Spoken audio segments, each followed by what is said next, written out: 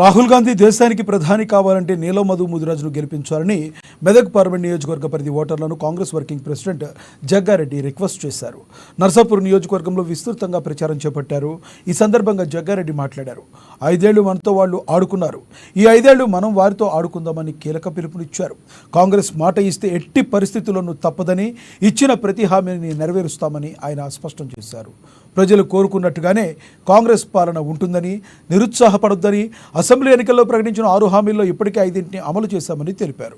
ఇక స్థానిక నేతలు చెబుతున్నట్లుగా 50,000 ఓట్ల మెజారిటీ ఇస్తే నియోజకవర్గానికి ఏం కావాలో తానే దగ్గరుండి చేయిస్తానని హామీ ఇచ్చారు. ఆయన వడ్డీ లేని రుణాలను అందించి పేదలను ఆర్థికంగా ఆదుకుంటామని భరోసా కల్పించారు.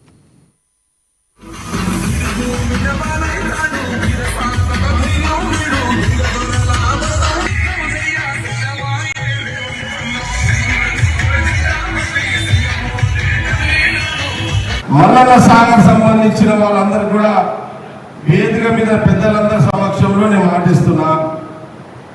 నర్సరీ ఒక మాట చెప్పుడు, మీకు మెజారిటీ ఓట్లు వస్తే నా తలకాయ ఉంటుంది, నేను ముఖ్యమంత్రి రేవంత్ రెడ్డి గారి దగ్గర పోయి కూర్చోగలుగుతాను అన్నాడు.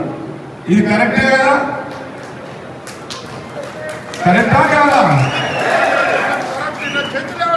కరెక్టా కాదా? ఇప్పుడు మొన్న అంటే సరే ఎమ్మెల్యే గొడగొట్టిర్రు, ఏదో కేసీఆర్ మాటలు ఎన్నో గొడగొట్టిర్రు. ఇప్పుడైనా గజ్వేల్ నియోజకవర్గ ప్రజలు ఇప్పుడైనా కళ్ళు తెరవండి. నేనేమన్నా మల్లన్న సాగర్ ఎవరైతే నష్టపోయారో, మీ విషయాలని మీ ఏదైతే పెండింగ్ ఉన్నాయో అవన్నీ కూడా నర్సరీతో పాటు పిల్లల సమక్షంలో నేను రేవంత్ రెడ్డి గారి దగ్గర ఊళ్ళో జగన్న దగ్గరగా చూసిన రాజశేఖర్ రెడ్డి కూడా జగన్నకు తెల్ల కాగితం మీద సంతకం పెట్టినట్టు పనిచేసింది.